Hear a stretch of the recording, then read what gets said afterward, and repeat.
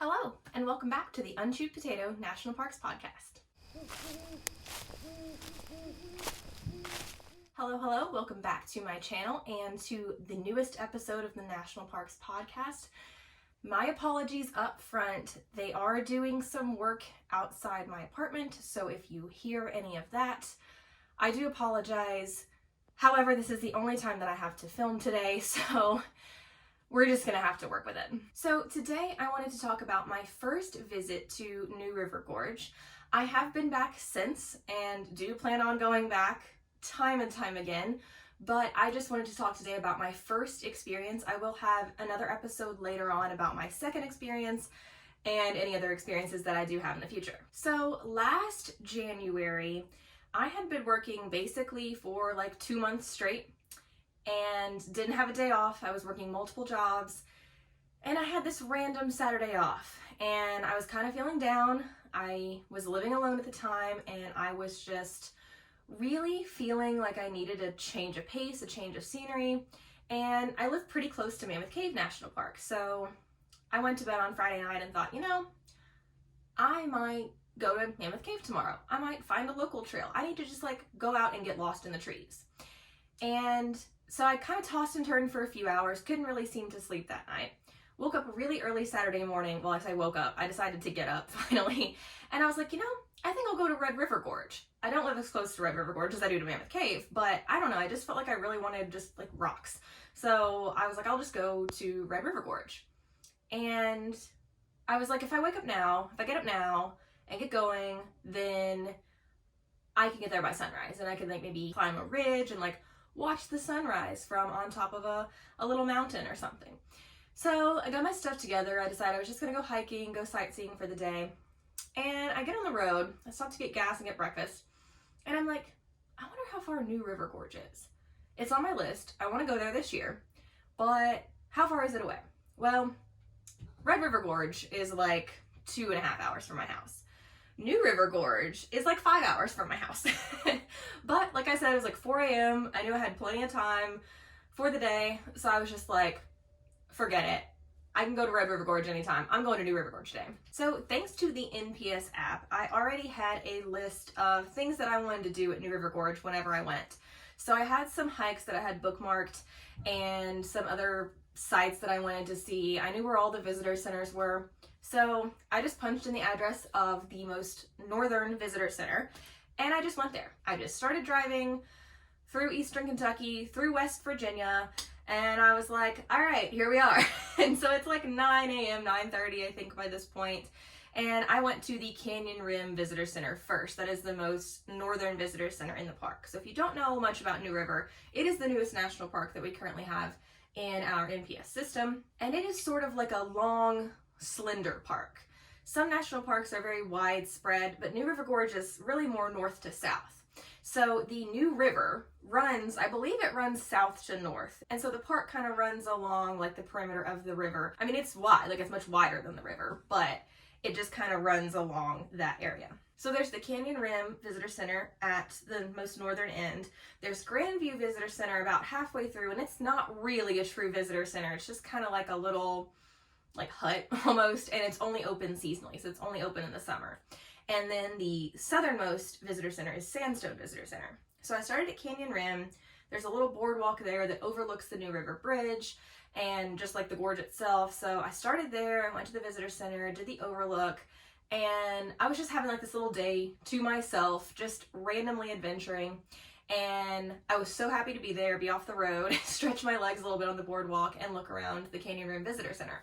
Now this was January of 2023, so they have since redone like all the exhibits in the visitor center. It's really, really cool now. At the time it was honestly kind of bland, but it was still pretty nice to go in, talk to a ranger, get a map, get my stamp, and there's an overlook within the visitor center too as well. You can overlook the gorge. So that was all like a really, really good first stop. I personally would recommend doing that first. I've been to the park twice now, and both times I've gone to Canyon Rim first, and I've been very happy with that decision. So around that Fayetteville, West Virginia area, there are many, many trails. That day I only did Endless Wall. That was the only trail I did on that northern end. However, if you've only got time for one stop, I would recommend this one. It is one of the most popular hikes, and it's got this beautiful point. It's called Diamond Point, where you can kind of go out on a ledge. It's safe. It's, you know, as long as you don't get too close to the edge, you're not gonna fall. And you can kind of overlook the gorge from both sides of that ledge. To your right is not all that exciting. You just kind of look down, you see the train tracks and like some other cool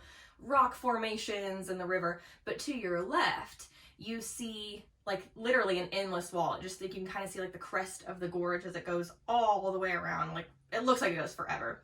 You can see the river running through. It's a really great photo point there. So, you know, it's getting late into the morning by this point, but I know I still have a good amount of my day left. So I sat there for a little while, took some pictures, but I moseyed on after a few minutes because I wanted to make sure I had time for plenty more things. But if you have like multiple days in this park, I would honestly say like spend the afternoon or like the morning or something up there. Like take a couple hours, take a picnic, and just like sit on that rock for a while because it's honestly, it's one of the most enjoyable places in the park, in my personal opinion. So yeah, the Endless Wall Trail itself, not super long. I want to say it's about 3 miles.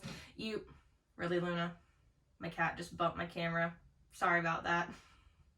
Well, she bumped the tripod. She always has to be a part of everything. But yeah, so the trail itself, you can either go from like one end or the other and go out to Diamond Point and then just go back to your car, or if you want to start at one end and then make a loop around, you go out to Diamond Point and then you continue along on the trail, and then you kind of have to walk back down the road for a little bit to get to the other trailhead. So there's 2 trailheads that lead to the Diamond Point and lead, you know, along the Endless Wall Trail.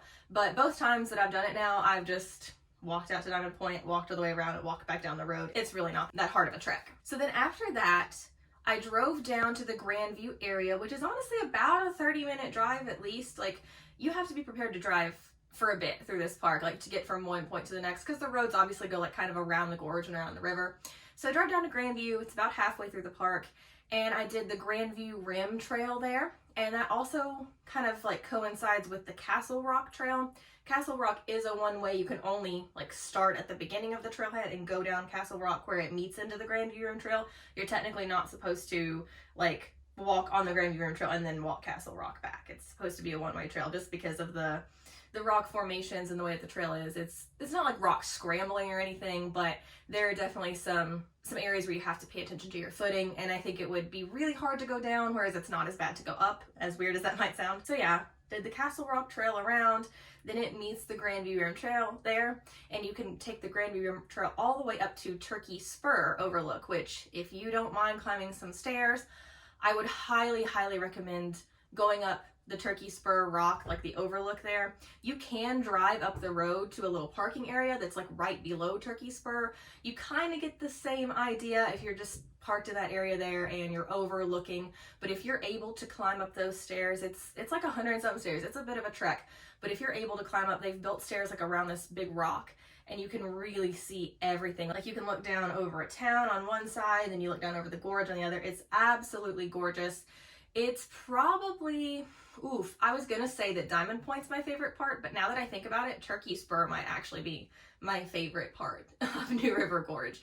So if you're able to climb up there, definitely do it. If you're not able to climb stairs, definitely drive up to the Turkey Spur parking, because you, like I said, you kind of get an idea of the overlook from there as well. Then after I did the Grandview Rim Trail, I drove on down to Sandstone Falls, which there's a Sandstone Visitor Center there, and then Sandstone Falls is like maybe a mile or so from the visitor center. There's the Sandstone Falls overlook. So I went to the visitor center first. That's honestly a much cooler visitor center than Canyon Rim. I don't know, Canyon Rim is better now, but at the time I would definitely say that Sandstone like heavily outweighed Canyon Rim as far as like stuff to do, and just the rangers were a little more engaged there. I think that just so happened to be the case that day. But there's a little more interactive stuff to do at Sandstone. And it's just honestly like a really beautiful structure. Like it's just been built really nicely. And then like I said, you kind of drive on down a little bit further from the visitor center. You kind of have to kind of wind through like a little back road through the town, but it's not that bad. And then you get to the Sandstone Falls overlook. Now, if you want to actually drive all the way around, I think it's like an hour drive because you have to drive like down and around, but you can actually drive to Sandstone Falls. Like I think there's like a little trail and you can like, I guess, see it better, see it closer, but I have never done that because it's a bit of a drive. It's way out of the way, but if you have multiple days to spend in the park, I'm sure it's worth the drive. But Sandstone Falls, you just kind of drive up there like to a little parking area, and then you can walk down. It's a pretty steep walk, but it's like not even a 1/10 of a mile. And you walk down and around, there's like a little picnic area, and you can just like overlook the falls there. It's a beautiful little area. So that's definitely worth going slightly out of your way to go to that.